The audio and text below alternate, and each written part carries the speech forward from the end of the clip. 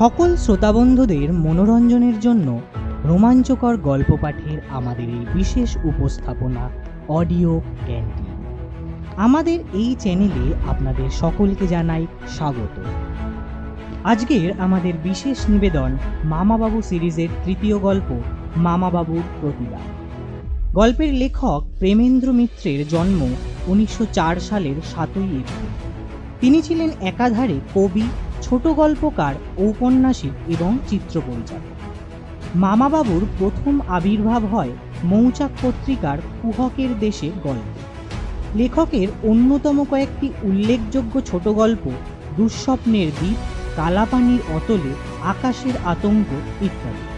আজকের গল্পটি নেওয়া হয়েছে দেশ পাবলিশিংয়ের মামাবাবু সমগ্র থেকে।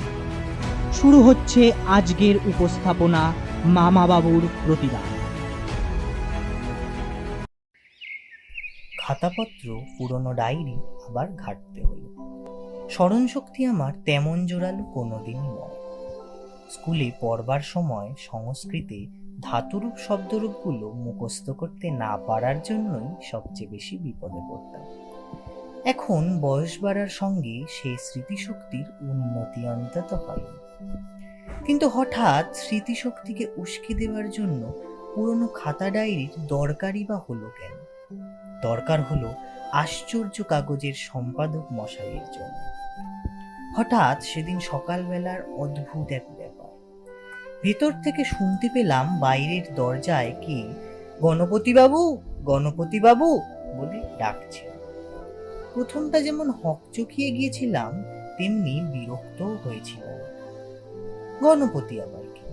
না জেনে শুনে এ বাড়িতে এসে গণপতিকে খোঁজবার মানেই বা কি? গণপতি তো আমার নাম নয়। এ বাড়িতে কোশমিনকালে কারোর নাম গণপতি ছিলও না। বেশ একটু রুক্ষ মেজাজ নিয়ে ভদ্রলোককে সে কথা বলবার জন্য দরজা খুলতে যেতে না যেতেই স্মৃতিটা হঠাৎ ঝিলিক দিয়ে উঠল। সঙ্গে বিরক্তির বদলে একটু লজ্জাই অনুভব করলাম। তবে বিস্ময়টা সমানই রইল। গণপতি আমার নাম নয়, তবে এক সময় এই ছদ্মনামটা ব্যবহার করেছি। ব্যাসদেবের অনুলেখক গণেশের নামটাই এই ছদ্মনামের অনুপ্রেরণ। গণেশ ব্যাসদেবের ভাষণ লিখে গেছেন, আর আমি লিখেছি মামাবাবুর কীর্তিটাকে। ঠিক অনুলেখক না হলেও লিপিকার হিসেবে গণেশের বদলে গণপতি নামটা নিয়েছিলাম। সেই নামেই পত্রপত্রিকায় ও প্রকাশকের কাছে চিঠিপত্র লেখা ও পাণ্ডুলিপি পাঠানোর কাজও করেছি। কিন্তু এখন হঠাৎ সে নাম ধরে কে খোঁজ করতে? কারণই বা কি? দরজা খোলার পরই রহস্যটা পরিষ্কার হল। এসেছেন আর কেউ নয়, আশ্চর্য কাগজের সম্পাদক। কোনো প্রকাশকের কাছ থেকে গণপতি হাজরার ঠিকানা জেনে নিয়ে সরাসরি চলে এসেছেন মামাবাবু কেন নীরব সেই খোঁজ করতে। আশ্চর্য কাগজের সম্পাদককে কিছুতেই দমানো গেল। ঘণ্টা দুই বসে তার সঙ্গে আলাপ করে অকাট্য যুক্তিতে মামাবাবুর কীর্তি কাহিনী প্রকাশের ব্যবস্থা করতে রাজি হতেই হলো। সেই জন্যই খাতাপত্র, পুরনো ডায়েরি ইত্যাদি ঘাঁটা। পুরনোর বদলে নতুন কিছু লেখা যায় না এমনটা নয়। গণপতি হাজরার লেখাই শুধু বন্ধ হয়েছে, মামাবাবুর কীর্তিকলাপ তো ফুরিয়ে যায়নি। তবু শুরু যখন করা হলো, তখন আগেকার কাহিনীগুলোকে বাদ দিলে অন্যায়ই হবে। বছর কয়েক আগেকার এমন শীতের দিনের একটি সকাল থেকেই শুরু করা যায়। সবে তার আগের দিন সন্ধ্যায় দিল্লি থেকে ফিরছি। দিল্লির হাড় ভাঙা শীতের পর কলকাতার শীতে কাবু হওয়ার কিছু নেই, কিন্তু কাবু হয়েছি কলকাতার ধোঁয়া ধুলো মেশানো বিদঘুটে কুয়াশায়। আগের রাত্রে ফিরে আর মামাবাবুর সঙ্গে দেখা করতে যাইনি। পরের দিন সকালেই বার হলাম সেই উদ্দেশ্যে। ইচ্ছে করে একটু বেলা করেই বেরিয়েছিলাম। মামাবাবুর হালচাল তো আর জানতে বাকি নেই। এমনিতেই বেলা 8টার আগে তার ঘুম ভাঙে না, আর এই শীতের দিনে লেপ কম্বল ছেড়ে কি আর উঠবেন? 9টার একটু আগেই অবশ্য এসেছিলাম। এখনো জেগে না থাকলে ঠেলে ঠুলে বিছানা থেকে তুলবো এই অভিপ্রায়। কিন্তু বাড়ির কাছে এসে তাজ্জব হয়ে গেলাম। ভোরের গাঢ় কুয়াশা তখনও কাটেনি, একটু ফিকে হয়েছে মাত্র। সেই কুয়াশার মধ্যে মামাবাবুর বাড়ির সামনে প্রথমেই এক পুলিশ খাড়া পাহারায় দাঁড়িয়ে। কুয়াশায় দৃষ্টি বিভ্রম হয়েছে কিনা প্রথমটা সেটাই সন্দেহ হল, কিন্তু দেখার ভুল নয়, সত্যি জলজ্যান্ত পুলিশ বাড়ির চারিধারে। বেশ একটু হাঙ্গামা হলো পরিচয় দিয়ে ভেতরে। সেখানে গিয়েও দেখি দুই অফিসার বাইরের ঘরে মামাবাবুর সঙ্গে আলাপ করছে। বাড়ির নিচে ও ওপরেও পুলিশের 2-4 জনকে ঘোরাঘুরি করতে দেখা গেল। ব্যাপারটা কি? পুলিশ অফিসারদের সঙ্গে আলাপ থেকে তেমন কিছুই বোঝা যায়। আমি ঘরে ঢুকবার পর প্রথম পরিচয়ের শেষে একজন অফিসার আগের কোনো কথার খেই ধরেই মামাবাবুকে জিজ্ঞাসা করলেন, তাহলে আপনি কিছুই টের পাননি বলছেন আপনার বাড়ির কিছুই চুরি যায়নি? না। মামাবাবুর সংক্ষিপ্ত উত্তরে ক্লান্ত অসহায় ভাবের সঙ্গে একটু বিরক্তিও যেন মেশা। দ্বিতীয় অফিসার সেটুকু বোধহয় লক্ষ্য করেই বললেন, আপনাকে একটু বিরক্ত করতে হচ্ছে বলে আমরা দুঃখিত, কিন্তু আপনার বিপদের কথা ভেবেই হাঙ্গামাটা করতে হচ্ছে, এটুকু আশা করি বুঝেছেন। একটা মানুষ এই বন্ধ বাড়ির ভেতর থেকে সত্যি হাওয়ায় তো আর মিলিয়ে যেতে পারে না। কিন্তু তাকে তো আর খুঁজে পেলেন না। মামাবাবুর গলায় যেন ক্লান্ত অঞ্জু। সেইটাই তো আশ্চর্য কেন, প্রায় আজগুবি। ব্যাপারটা কি একটু জানতে পারি? এবার না জিজ্ঞেস করে পারলাম না। প্রথম পুলিশ অফিসার আমার দিকে একটু ভ্রুকুটি ভরেই চাইলেন, যেন বলতে চাইলেন আমার এই অনধিকার চর্চাটা তার মোটেও পছন্দ নয়। দ্বিতীয় অফিসার অবশ্য একটু উদাস। তার কাছে সংক্ষেপে যা জানা গেল তা সত্যি অদ্ভুত। ভোরের কিছু আগে মামাবাবুর এক প্রতিবেশী মিস্টার ভোরা তার গ্যারেজ থেকে মোটর বার করতে বেরিয়ে হঠাৎ একজন লোককে ঝোলানো দড়ি বেয়ে মামাবাবুর ঘরের জানলায় উঠতে দেখেন। গাঢ় কুয়াশার দরুন প্রথমটা তার নিজের চোখের দৃষ্টির ওপরই সন্দেহ হয়, কিন্তু পরে আরও একটু কাছে এগিয়ে গিয়ে লোকটিকে জানলার একটা গরাদ সরিয়ে স্পষ্ট ভেতরে ঢুকতে দেখে মিস্টার ভোরা চিৎকার করে মামাবাবুকে ডাকবার চেষ্টা করেন। সে চিৎকারে তার নিজের বাড়ির ড্রাইভার ও চাকর বেরিয়ে এলেও মামাবাবুর বাড়ি থেকে কোনো সাড়া পাওয়া যায় না। লোকটা ততক্ষণে ভেতরে ঢুকে দড়িটাও টেনে তুলে নিয়েছে। মিস্টার ভোরা এবার তার ড্রাইভার ও চাকরকে জানালার নিচে পাহারায় রেখে অন্যদিকে মামাবাবুর বাড়ির দরজায় গিয়ে ধাক্কা দিয়ে ডাকাডাকি করে। কিছুক্ষণ বাদে মামাবাবুর নতুন অনুচর রঘুবীর জেগে দরজা খোলার পরও মামাবাবুর ঘুম ভাঙতে বেশ সময় লাগে। মামাবাবু অবশ্য অসময়ে ঘুম ভাঙার দরুন প্রথমটা কিছুই বুঝে উঠতে পারেন না। তার ঘরের মধ্যে পড়ে থাকা দড়িটা দেখিয়ে মিস্টার ভোরাকে ব্যাপারটার গুরুত্ব তাকে বোঝাতে হয়। তা সত্ত্বেও মামাবাবুর বিশেষ উৎসাহ না দেখে মিস্টার ভোরা তখন পুলিশকে ব্যাপারটা জানান। পুলিশ এসে তন্ন তন্ন করে সমস্ত বাড়িঘর খোঁজ করেও কোথাও কাউকে পাননি। যে লোকটাকে মিস্টার ভোরা স্পষ্ট দড়ি বেয়ে উঠে জানলার গরাদ সরিয়ে মামাবাবুর ঘরে ঢুকতে দেখেছেন, সে লোকটা তাহলে গেল কোথায়? মামাবাবু একটি চাকর নিয়ে একলাই এ বাড়িতে থাকলেও বাড়িটি নেহাত ছোট নয়। আসলে একটি মিউজিয়াম, লাইব্রেরি আর ল্যাবরেটরির সমাবেশ। নিচের কয়েকটা ঘর শুধুই বইয়ে বোঝাই। কীটপতঙ্গ আর বিরল জন্তু জানোয়ারের মরা নমুনা দুটি ঘরে কাঁচের ঢাকনা দেওয়া নানা আকারের আলমারি বাক্সে সাজানো। দোতলায় মামাবাবুর নিজের ব্যবহার্য ঘরগুলি ছাড়া আপাতত সবই ল্যাবরেটরি হিসেবে ব্যবহার করা হয়। মামাবাবুর পুরনো চাকর মঙ্প থাকলে ওপরের ল্যাবরেটরির পাশের একটি ছোট্ট ঘরে শোয়। মাসখানেক হলো সে ছুটি নিয়ে গেছে বলে নতুন দারোয়ান রঘুবীর নিচের একটি ঘরে থাকে। রঘুবীর তার ডাকে দরজা খোলার পর মিস্টার ভোরা নিজে দরজা আবার বন্ধ করে মামাবাবুকে ওপরে ডাকতে পাঠিয়েছেন। বাইরের যে জানলা দিয়ে লোকটা ঢুকেছিল তার নিচেও মিস্টার ভোরার চাকর ঠায় পাহারায় দাঁড়িয়ে। বাড়ি থেকে বেরোবার আর কোনো রাস্তাই নেই। মামাবাবুর না হয় কুম্ভকর্ণের নিদ্রা, লোকটার ঘরে ঢোকাও তিনি টের পাননি, কিন্তু লোকটাই বন্ধ বাড়ির ভেতর থেকে উধাও হয়ে গেল কি করে? এই হলো সমস্যা। অফিসার তার বিবরণ শেষ করার পর আমার মনে যে প্রশ্নটা উঠেছিল তিনি নিজেই সেটা প্রকাশ করে তার উত্তর দিয়ে বললেন, সমস্ত ব্যাপারটা মিস্টার ভোরার দৃষ্টিকোণ ভাবতে পারতাম, কিন্তু জানলার ভাঙা একটা গড়ালে আর ঘরের মেঝের ওপরকার ফেলে যাওয়া দড়িটা তো আর উড়িয়ে দেওয়া যায় না। তাহলে সে এখানেই কোথাও আছে মনে করুন, আপনারা দেখতে পাচ্ছেন না। আপনি বিরক্ত হয়ে বিদ্রূপ করছেন, বুঝতে পারছি। দ্বিতীয় অফিসার হঠাৎ উৎসুকভাবে জিজ্ঞাসা করলেন, আচ্ছা, আপনার বাড়িতে কোনো চোরা দরজা বা কুড়ি গোছের কিছু নেই তো? না মশাই, আমি রোমাঞ্চ কাহিনীর গোয়েন্দা বা পাপিষ্ট নই যে বাড়িতেও সব প্যাচ রাখবো। আমার বাড়িতে যা আছে চোখে দেখা যায়, দেখলেন তো সব। প্রথম অফিসার এবার একটু আহত অভিমানের সুরেই বললেন, দেখুন, আমরা যেন আপনাকে সাহায্য করতে এসে অপরাধ করেছি মনে হচ্ছে, কিন্তু আপনার মতো লোকের বাড়িতে সন্দেহজনক কিছু ঘটলে আর মিস্টার ভোরার মতো সম্ভ্রান্ত লোকের কাছে তার খবর পেলে কর্তব্য হিসেবে আমাদের যা করবার সেটা করতে আসতেই হয়। আমাদের সাধারণভাবে যা করবার করেছি। মিস্টার সেন ফিঙ্গারপ্রিন্ট ডিপার্টমেন্ট থেকে আঙুল টাঙুলের ছাপ কিছু পান কিনা দেখতে এসেছিলেন। চোর বা খুনি যেই এ বাড়িতে ঢুকে থাকুক, লোকটা অত্যন্ত হুঁশিয়ার। ঢুকবার পর গড়াত জানলা সমস্ত এমনভাবে মুছে দিয়েছে যে চাকর বাকরের হাতের ছাপ পর্যন্ত কোথাও মিস্টার সেন পাননি। সারা বাড়িতে ওই দড়ি গাছাটা আর ভাঙা গড়াত ছাড়া আর কিছু দেখতে পাইনি আমি। তবু রহস্যটা অলৌকিক কিছু বলে ছেড়ে দিতে পারছি না আপনাকে, তাই সেই আগেকার প্রশ্নটা আবার করছি। আপনি সব দেখে শুনে নিশ্চিন্ত হয়ে এখনো বলছেন যে কিছুই আপনার বাড়ির কোথাও থেকে চুরি যায়নি, সব যেমন ছিল ঠিক আছে?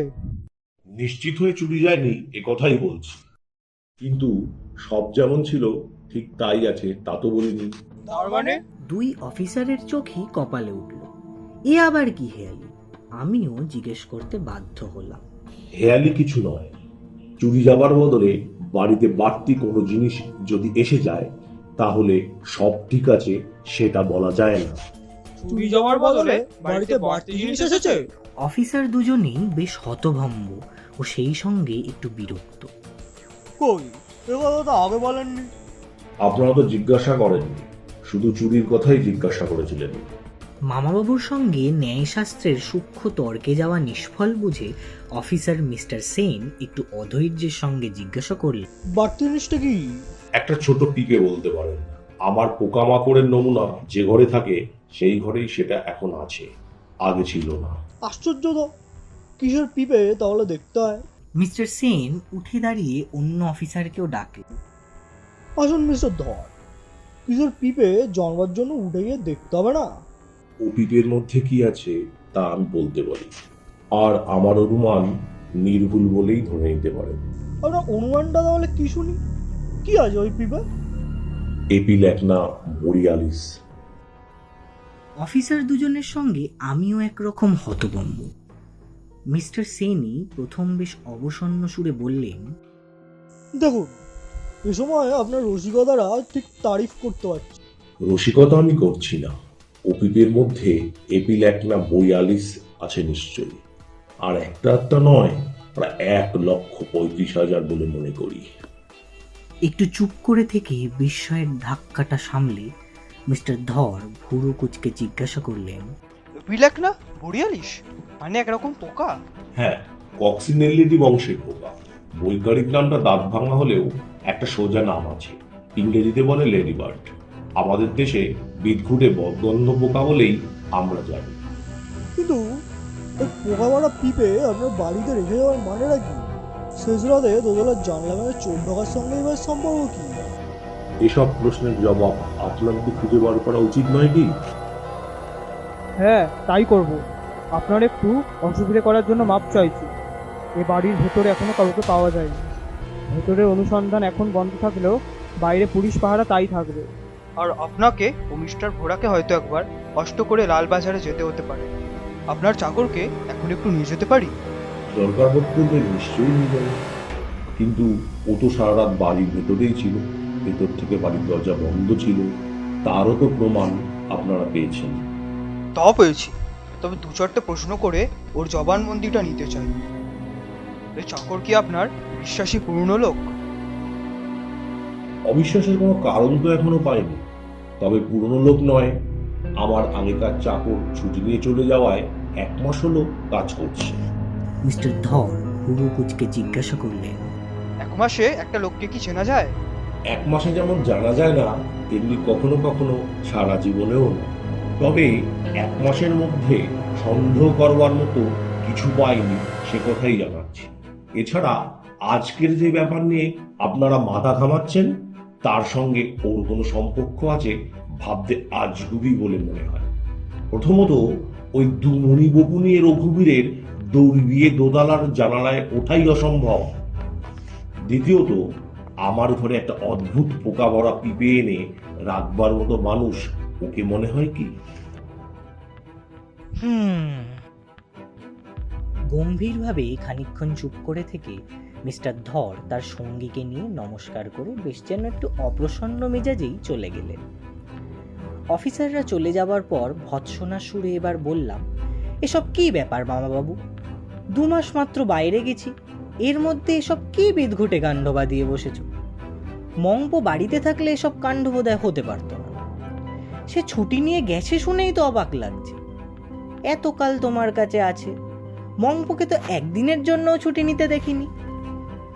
কখনো যা হয়নি তার হবে না এমন কথা আছে কি?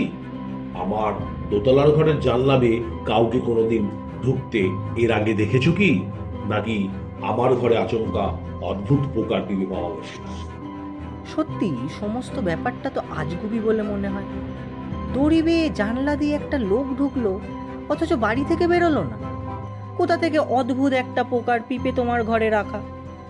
এসব রহস্যের কোনো মানে থাকতে পারে, তাই তো ভাবতে পারছি। রহস্যটা তো গভীরই হবে, একটা মানে আছে নিশ্চয়। কি মানে? কিছু আন্দাজ করতে পারছো? মানেটা যথাসময়ে আপনা থেকেই প্রকাশ পাবে, সেই অপেক্ষাতেই আছি। আসুন আসুন মিস্টার ভোরা। মামাবাবুর অসংলগ্ন কথাগুলোতে প্রথমে একটু হতভম্ব হলেও পেছনে চেয়ে মামাবাবুর হঠাৎ অভ্যর্থিত মানুষটিকে দেখতে পেলেন। মাঝবয়সী, বেশ লম্বা চওড়া এক ভদ্র, পরনে দামি সাহেবি স্যুট, মাথায় শুধু দেশি গোল টুপি, চেহারায় পোশাকে সমৃদ্ধি স্পষ্ট ছাপ।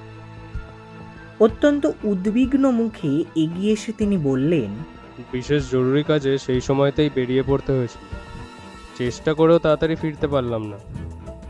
পুলিশ কিছু হদিশ পেয়েছে কি? পেয়ে থাকলেও আমায় অন্তত জানায়। শুধু আমার চাকরটিকে থানায় নিয়ে গিয়ে আমায় অসহায় করে গেছে। আপনাকে 1 কাপ কফিও খাওয়াতে পারবো না। না না, কফির আমার দরকার নেই। কিন্তু আপনার চাকর মানে রঘুবীরকে থানায় নিয়ে যাওয়ার মানে? সে তো নেহাত ভালো মানুষ। দরজা বন্ধ করে বাড়ির ভেতরে এসেছিল, তারও প্রমাণ আছে। কিন্তু সে প্রমাণেও তো ফাঁকি থাকতে পারে।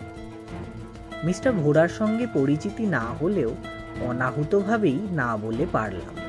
কি ফাঁকি? দোতলার জানলা দিয়ে যে ঢুকেছিল, তাকে রঘুবীরই নিচের দরজা খুলে প্রথমে বার করে দিয়ে তারপর আবার দরজা বন্ধ করে রেখেছে। এরকমও তো হওয়া সম্ভব। না, তা সম্ভব নয়। প্রথমত, কোনো লোক যদি সত্যিই ঢুকে থাকে, তাহলে পেছনের জানলা দিয়ে তাকে ঢুকতে দেখে মিস্টার ভোরার সামনের দরজায় আসতে যেটুকু সময় লেগেছে, তার মধ্যে ওপর থেকে গড়াদেতে বাঁধা দড়ি খুলে তুলে রেখে নিচে নেমে এসে বেরিয়ে যাওয়া কারোর পক্ষে সম্ভব নয়।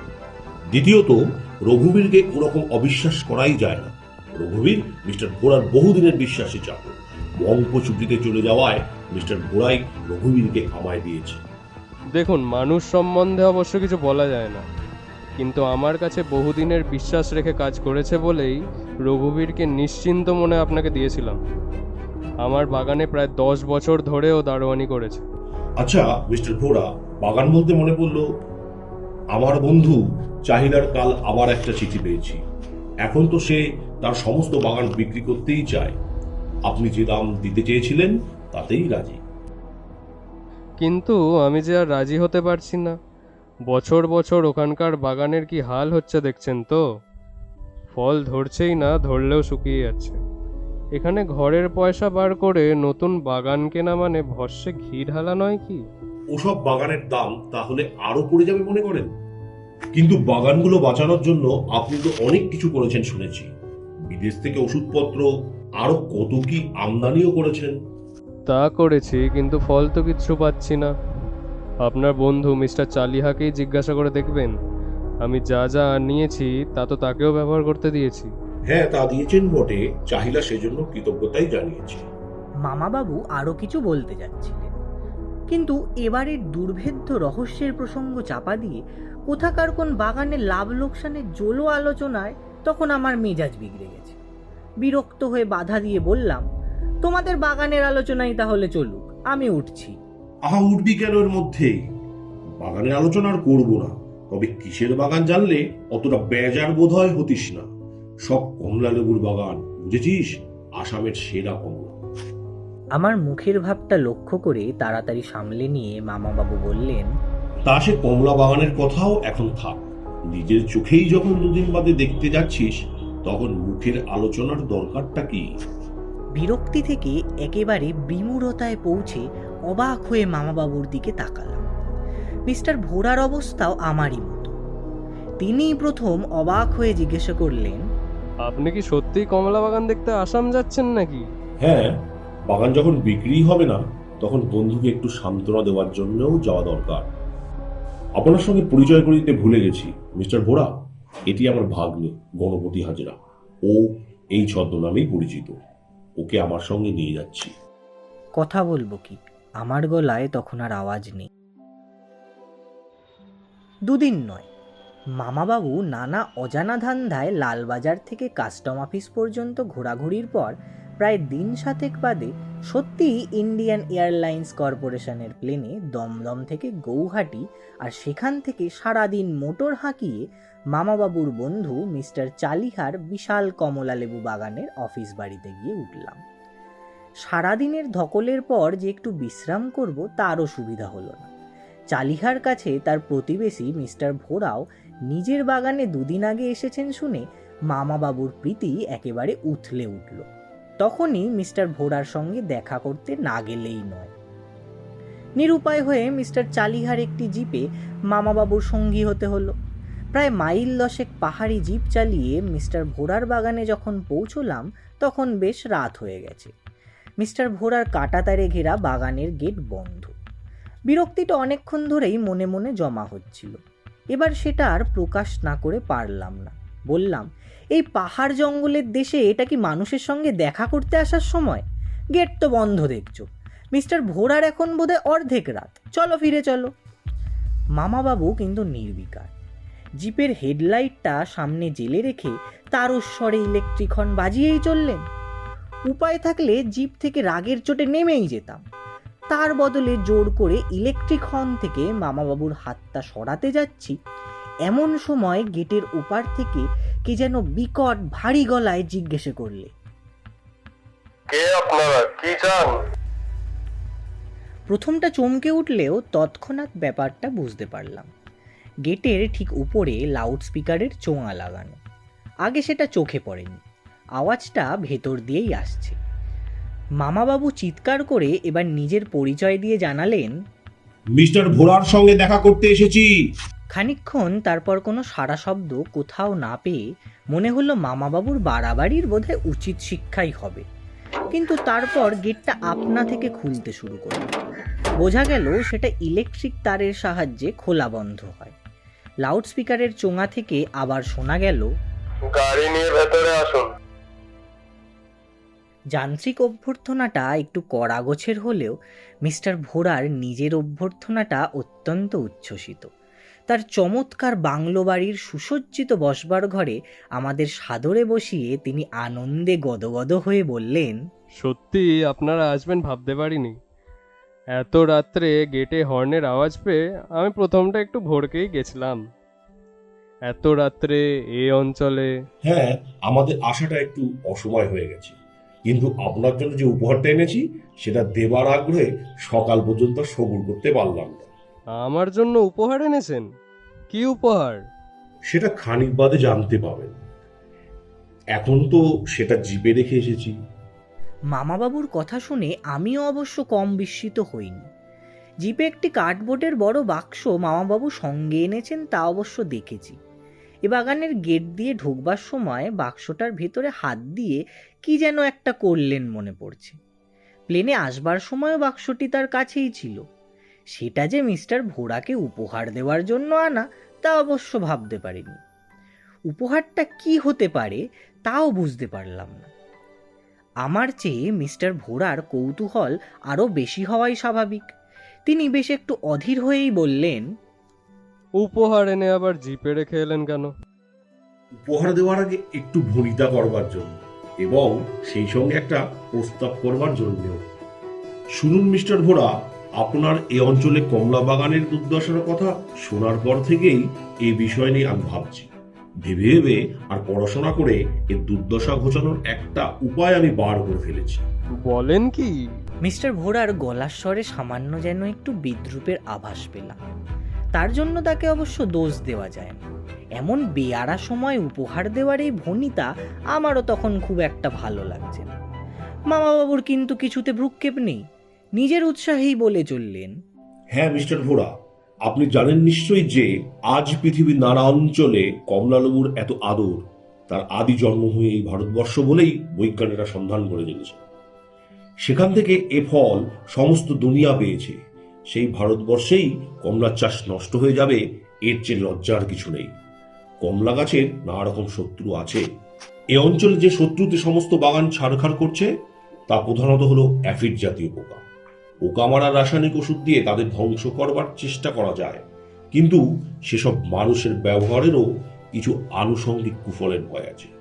ইউরোপ আমেরিকাতেও পর্যন্ত কীট পতঙ্গনাশক রাসায়নিক ওষুধের বিরুদ্ধে একটা আন্দোলন তাই শুরু হয়ে গেছে। রাসায়নিক ওষুধের চেয়ে অ্যাফিড নির্মূল করবার অনেক সহজ নিরাপদ উপায় কিন্তু আছে। সেই উপায়ের কথাই আপনাকে প্রথম বলবো। মিস্টার ভোরা নিঃশব্দে যে একটু হাই তুললেন তা আমার দৃষ্টি না এড়ালেও মামাবাবুর কিন্তু নজর পড়ল না। তিনি সোৎসাহে বলে চললেন, সে উপায়কে এক হিসেবে সারের সত্তু বাঘ দিয়ে খাওয়ানোর কথা বলা যায়। পোকাদের ক্লিওপেট্রা বিভাগের কক্সিনেলিডি বংশের একটি জাতের পোকা আছে, ইংরেজিতে যার বাহারে নাম লেডিবার্ড। এই লেডিবার্ড পোকা অ্যাফিড জাতীয় পোকার জম। এই লেডিবার্ডেরও অবশ্য প্রায় 3000 শাখা আছে। ফলের বাগানের শত্রু পোকা ধ্বংসের জন্য এই লেডিবার্ড ব্যবহার করে নানা দেশে, বিশেষ করে ক্যালিফোর্নিয়াতে আশ্চর্য ফল পাওয়া গেছে। লেডিবার্ড এখন তাই কোটি কোটি বিক্রি হয়। শীতকালে এ পোকা জড়ভরত হয়ে ঘুমোয়। সে সময় এদের সংগ্রহ করে তারপর পিপে ভরে খদ্দেরদের কাছে পাঠানো হয়। একটা 1 গ্যালন পিপোতে প্রায় 1,35,000 পোকা ধরে। একজন বিদেশি ব্যবসায়ীর কথা জানি, যিনি দ্বিতীয় মহাযুদ্ধের পর থেকে এই পর্যন্ত প্রায় 400 কোটি লেডিবার্ড বিক্রি করেছেন। এই লেডিবার্ডই আপনাদের কমলা বাগানের মুশকিল আসান। মিস্টার ভোরা এবার স্পষ্ট হাই তুলে বেশ একটু কৌতুকের স্বরে বললেন, আপনার মুশকিল আসানের দাওয়াইয়ের জন্য ধন্যবাদ, কিন্তু দাওয়াইটা কি আপনিই প্রথম সন্ধান পেয়েছেন মনে করেন? তাহলে বলি শুনুন। আজ 2 বছর ধরে অস্ট্রেলিয়া, আফ্রিকা, এমনকি আমেরিকা থেকে এই লেডিবার্ডই লক্ষ লক্ষ আমদানি করছে। তাই নাকি? আমি মার কাছে মাসির গল্প করতে এসেছিলাম। ছি ছি, আমার উপহার ফালতু হয়ে গেছে দেখছি। আপনি কি আমার জন্যই লেডিবার্ড এনেছিলেন নাকি? তা এনেছেন যখন দিয়েই যান, অধিকন্তু ন দোষায়। হ্যাঁ, এনেছি যখন দিয়ে যেতেই হবে, কিন্তু তার আগে যে প্রস্তাবের কথা বলেছিলাম সেটা সেরে নি। প্রস্তাব আবার? আপনি আমার বন্ধু, চালিহার বাগান আর কিনতে চান না তো? না, সে কথা তো আগেই বলেছি। জলের দরে বাগান কেনা এখন লোকসান। তাই আমি চালিহার হয়ে আপনার বাগানটাই কিনতে এসেছি। আমার বাগান? আমার বাগান কিনতে চায় চালিয়া? আমার বাগান আমি বিক্রি করব কেন? করবেন করবেন, আপনার বাগানেরও জলের দর হতে পারে বলে। মাফ করবেন, রাত অনেক হয়েছে, আপনার প্রলাপ শোনবার সময় আমার নেই। সময় যদি না থাকে তাহলে আমি না চাই। চলুন, আপনার উপহারটা তাহলে নেবেন। চলুন। তা যেতে হবে না, আমার লোক দিয়েই আনিয়ে নিচ্ছি। না না, তা কি হয়? উপহারের মর্যাদাটা অন্তত রাখুন। বেশ, চলুন। মিস্টার ভোরা বিরক্তি ভরেই উঠলেন। ঘর থেকে বারান্দা পেরিয়ে নিচে জিপ থেকে কার্ডবোর্ডের বাক্সটা খুলেই মামাবাবু প্রায় যেন আর্তনাদ করে উঠলেন। এই কি ব্যাপার? তো কয়েক মিনিটের কথাবার্তায় মাথাটা কেমন গুলিয়েই ছিল। মামাবাবুর হঠাৎ এহেন আর্তনাদে একেবারে হতভম্ব হয়ে গেল। কি হলো মামাবাবু? জিজ্ঞেস করলাম দিশাহারা হয়ে। বাক্সের ফুটো দিয়ে সব বেরিয়ে গেছে, অথচ এই বাগানে ঢোকা পর্যন্ত কোথাও ফুটো ছিল না। আমি জানি। কি বেরিয়ে গেছে কি? কার্ডবোর্ডের বাক্স তো পোকা রাখবার পিপেই দেখছি। ওদিকে লেডিবার্ড গুলোই বেরিয়ে গেছে তো।